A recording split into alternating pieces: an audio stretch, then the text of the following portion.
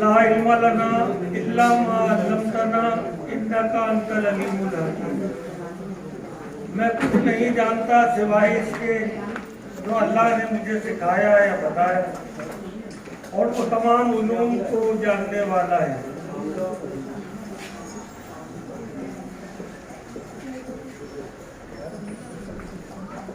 इल्म तिब के अंदर एक मक़ूला है, अल इल्म व इल्मान, इल्मुल अदियान व इल्मुल अब्दान, के इल्मों में इल्म दो ही है, एक अपने दीन का इल्म और दूसरा अपने बदन का इल्म। मैं खास तौर पे तुलबा से मुखातिब हूँ, क्योंकि बाकी तो मेरे असातिज़ा बैठे हैं,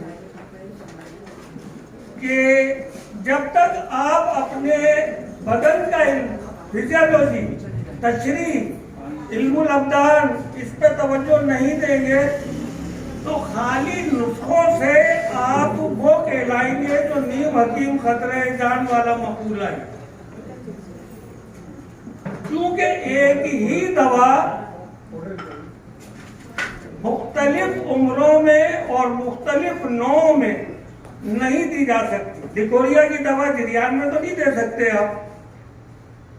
इसी तरीके से जैसे क्लोरोक्विन फास्फेट है, ये मलेरिया की दवा है, लेकिन ये जनीन को ज़ाय कर देती है, इस्कात हो जाता है अगर दी जाए। हमारे बदन में जिस तरीके से एक लिफाफा शादी का आपके पास आता है या किसी किस्म का, तो अंदर जो कार्ड होता है उसकी कीमत से ज्यादा उसका लिफाफा होता है। अल्लाह तबारक व तआला ने हमारे बदन में जितने भी आर्गन्स रखे हैं वो एक लिफाफे में रखे हैं, जिसे हम खाल कहते हैं, स्किन कहते हैं, जिल्द कहते हैं। और एक स्क्वायर इंच में तकरीबन 600 मसामात हैं, जिनमें बालों की अफजाइश भी होती है, जिनसे पसीना भी निकलता है। तो मतलब ये है कि आप ये देखें कि इनका बंद हो जाना या इनका जल जाना, जैसे अभी बिलाल भाई बता रहे थे, या दूसरी सूरतें जो है। अब मकसद ये है कि हमें सबसे पहले तो इसका तहफ़्फ़ुज़ करना है कि जिल्द का तहफ़्फ़ुज़ किस तरीके से हो। कुदरत ने तो 5 वक्त वज़ू बताया है कि 5 वक्त आप वज़ू करेंगे तो इंशाअल्लाह ताला वो आप महफूज रहेंगे दूसरी तमाम बीमारियों से। और आप ये फाटक भी बंद रखें, खाने पीने के अंदर आप एहतियात करें। तब भी खाल जो है, इसमें एक तो वो खाल है जो हमें नजर आती है और एक वो खाल है जो हमें नजर नहीं आती, लेकिन उसका शुमार भी खाल में है। शाहिद गिल साहब ने आपको बताया होगा, इपिथेलियल टिश्यूज जहाँ है, रिशाए मुखाती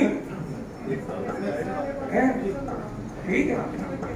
जैसे आलाते बोलो बलास के अंदरूनी साख्त में है, नाक में है, आंख के पपोटे को अगर हम यूं करें तो नजर आता है कि खाल है। इसको खाल और जिल्द में ही शुमार करेंगे। तो अब एक तो खाल वो हो गई जो हमें नजर आ रही है।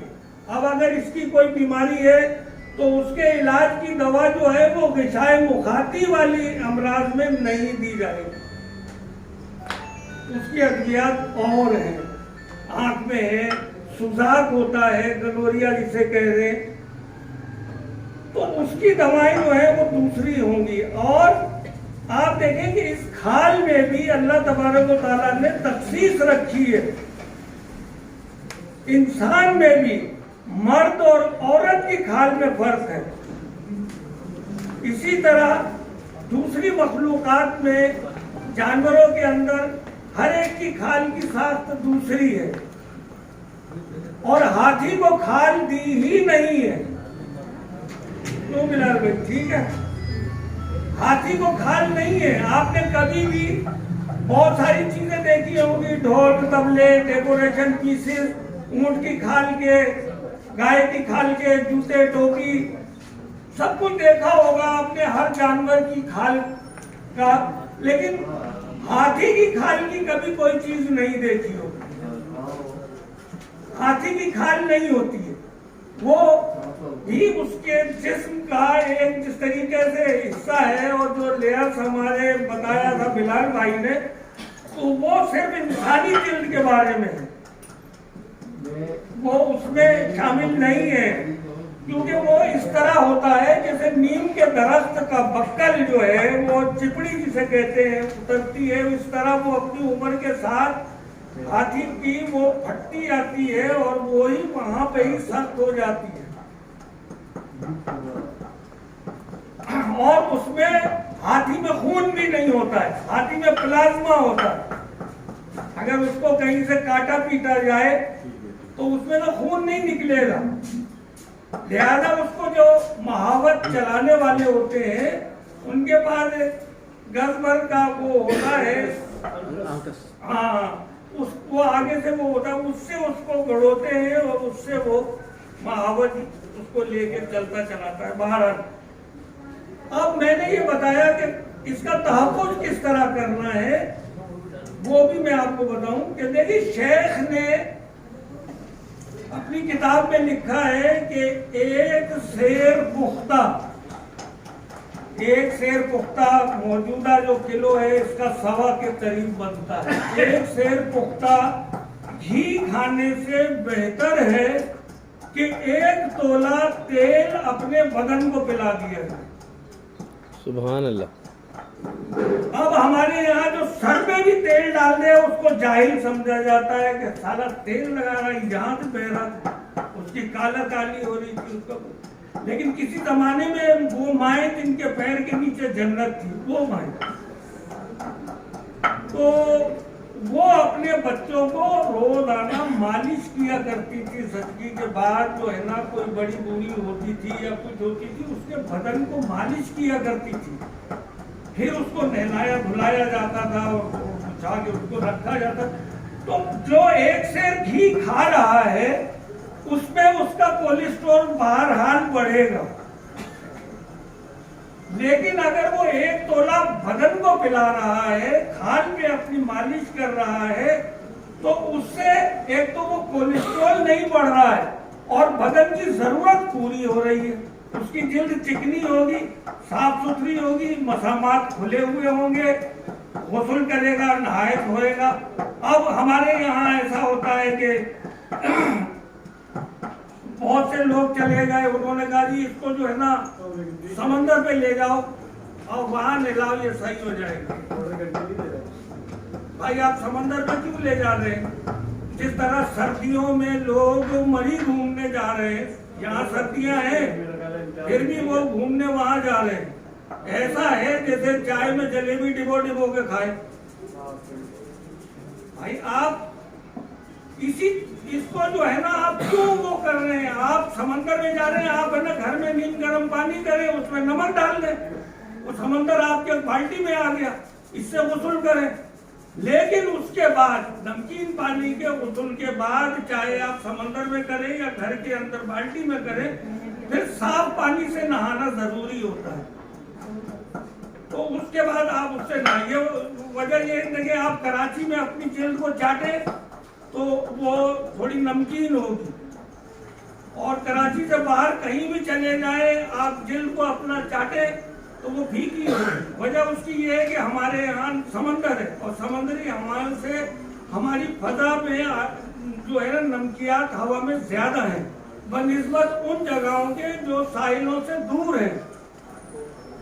इसी मौजू के ऊपर वर्ल्ड हेल्थ ऑर्गेनाइजेशन ने एक दफा लिख दिया था, जिसको बाद में कटवा दिया गया उनके दूसरे मुजल्ले में, कि जो साहिल समंदर के करीब शहर आबाद हैं उनमें शराब और ये बियर और ये वो जो है ना वो जरूरी है कि वो दिन में उसको पिया करें।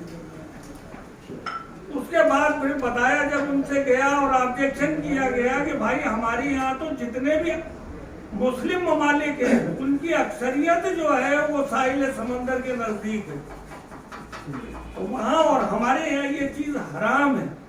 लिहाजा आपने जो ये बात लिखी है इसकी दूसरी चीज लिखे या कोई और वो इसको खत्म करे कि ये जरूरी नहीं है कि वो शराब या बियर पिए। फिर उसके बाद उन्होंने इसको काट के और दोबारा जो 4 महीने बाद उनका मुजल्ला शाये हुआ उसमें उन्होंने कहा कि वहाँ पे चाय, काफी या नीम गर्म पानी ये पिया जाए तो वो उसका सब्स्टिट्यूट है। वजह क्या है कि वो मसामात को खोले और मसामात से पसीना निकले। जब आपके के बुखार है, बुखार उतरने से पेशतर उसको ऐसी दवाएं दी जाती हैं कि उसका पसीना निकले।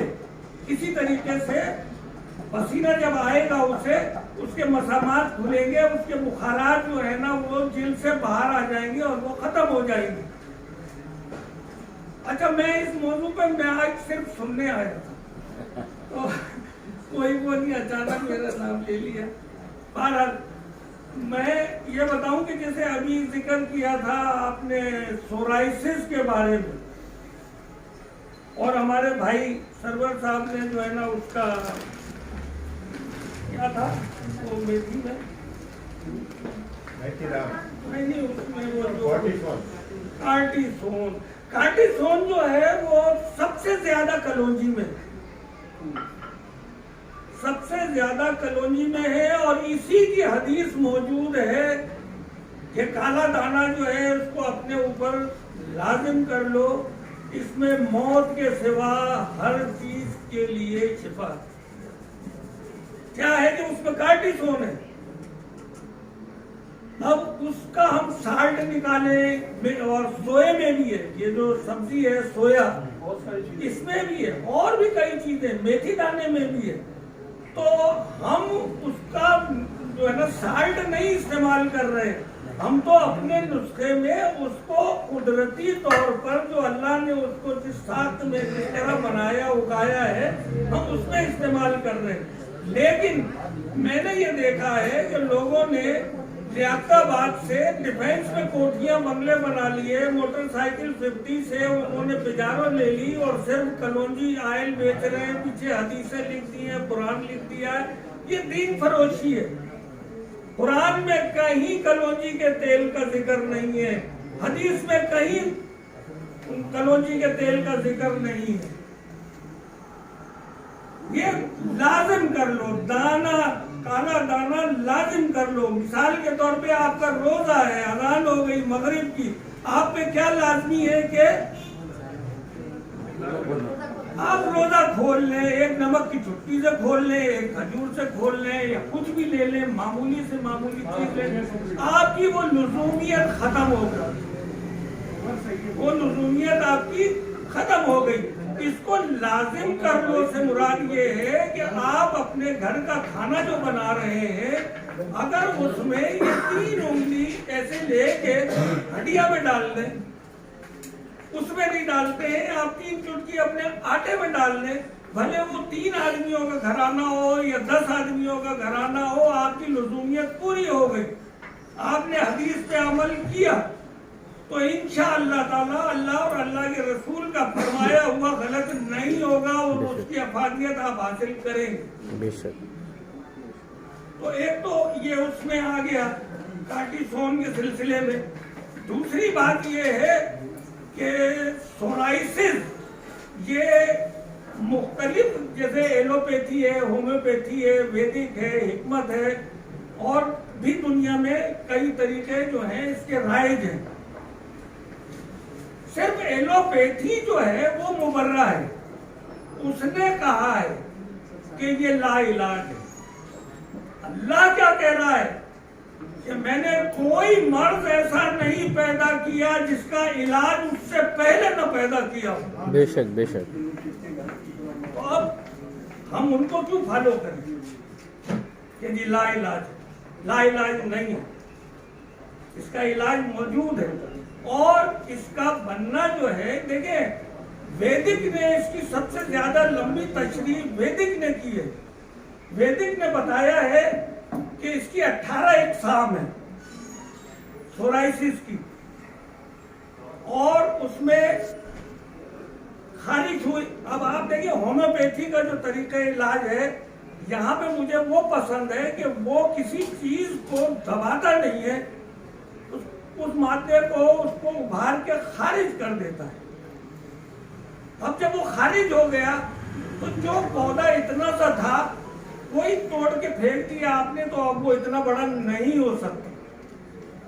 हम उसको दबा देते हैं, उस पे गंधक सल्फर जो कुछ भी है वो दिया और खिला पिला के उसको दबा दिया, और मरीज भी खुश हो गया कि हाँ जी बिल्कुल ठीक हो गया।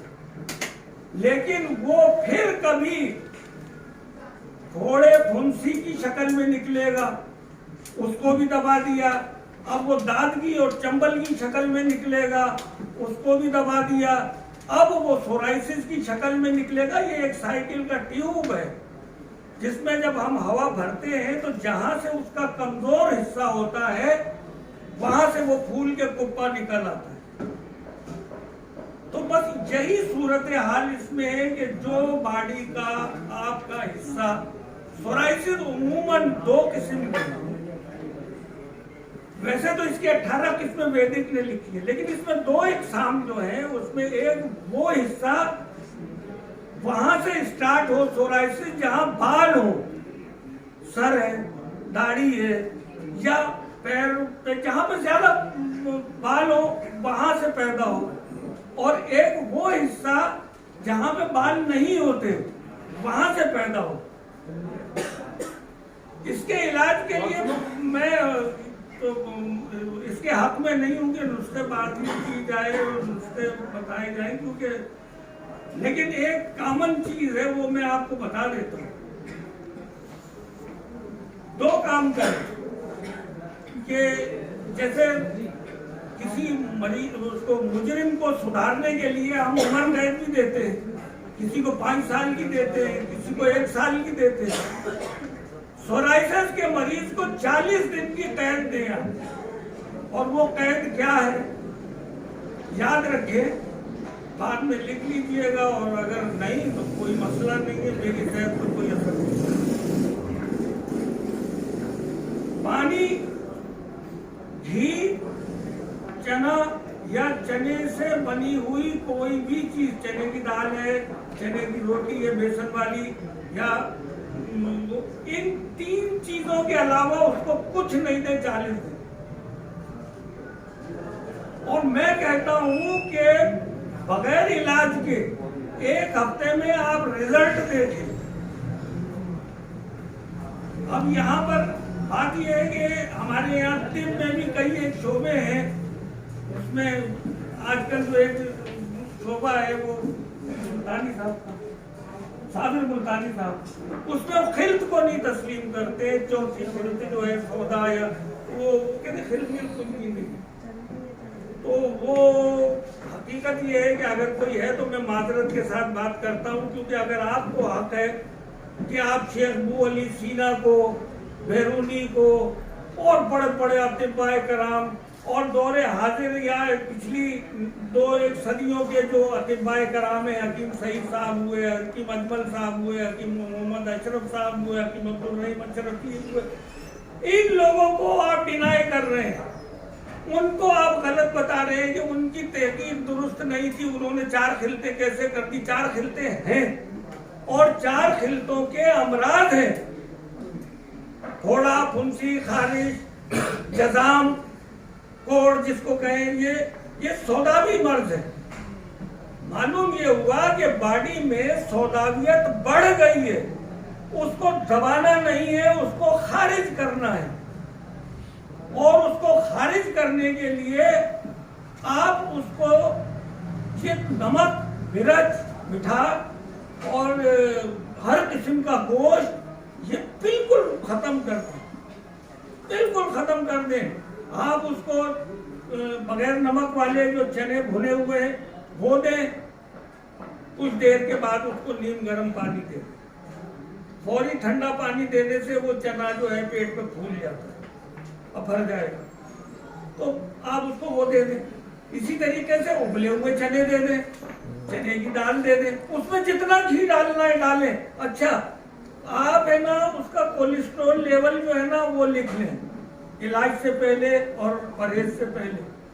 और वो 5 किलो भी घी खा जाए, आप उसका कोलेस्ट्रॉल चेक करें, वो नहीं बढ़ेगा। सुभान अल्लाह।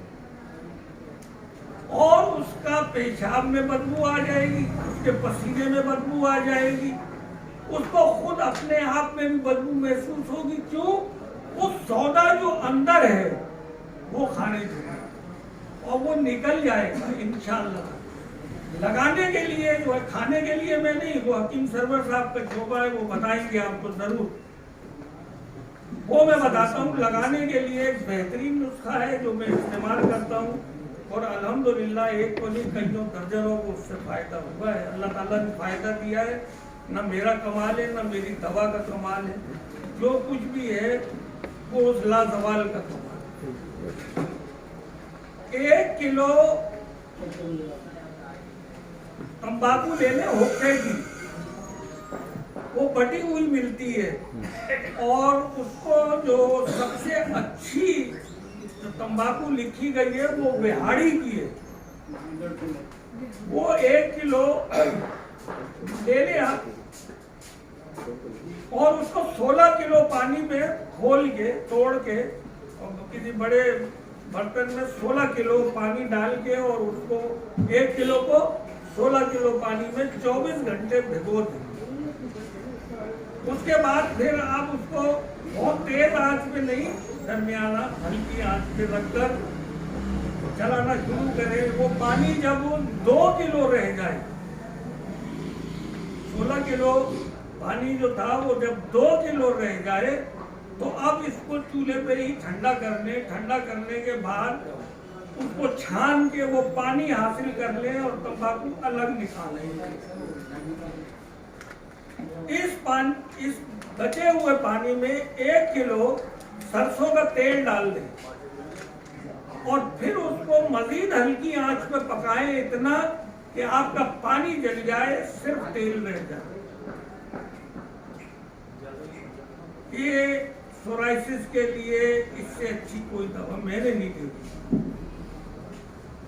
दूसरी ये कि जिन बच्चियों को, औरतों को सर में जुएं होती है बहुत ज्यादा, ये उंगलियों के जो पोर हैं इनमें बिल्कुल ऐसे गीला करा, ऐसे और ऐसे करके वो सारे सर में उसके लगा दें और तमाशा देखें। ऐसे जो है ना जुए उतर रहे होंगे और झड़ रहे होंगे, भाग जाएंगे। 1 साल तक दोबारा आप जुआ उसके सर में भी छोड़े तो भाग जाएगा, नहीं निकलेगा। यही तेल दांत में भी काम देगा, यही चंबल पे भी काम देगा आपको। और जैसे हमारे सरवर साहब है, वो तो 1 दफा लगाने का कह रहे, लेकिन इसको चंबल वंबल पे 2, 4 दिन, 5 दिन इस्तेमाल करना पड़ेगा, तो ये उसमें भी काम करेगा। दूसरे ज़क़ूम है, ज़क़ूम जिसको डंडा धुअर कहते हैं, इसके दूध को भी तेल में पका के लगाने से ये सोराइसिस जो है खत्म हो जाता है। खाने की खुरदरी दवा देनी चाहिए, वो है, लेकिन है ना इससे भी इंशाअल्लाह ताला बहुत ज्यादा फायदा होगा। और मेरा ख्याल है कि सरवर साहब का जो है ना प्रोग्राम शुरू होने वाला है, लिहाजा मैं बस अपनी बात यही पर खत्म करता हूँ। 1 बजे तक हमारा प्रोग्राम था, 1 बजे चलिए। आगे साहब मुझे माफ कीजिए, अस्सलाम वालेकुम। का टाइम था, 2 बजे के लिए।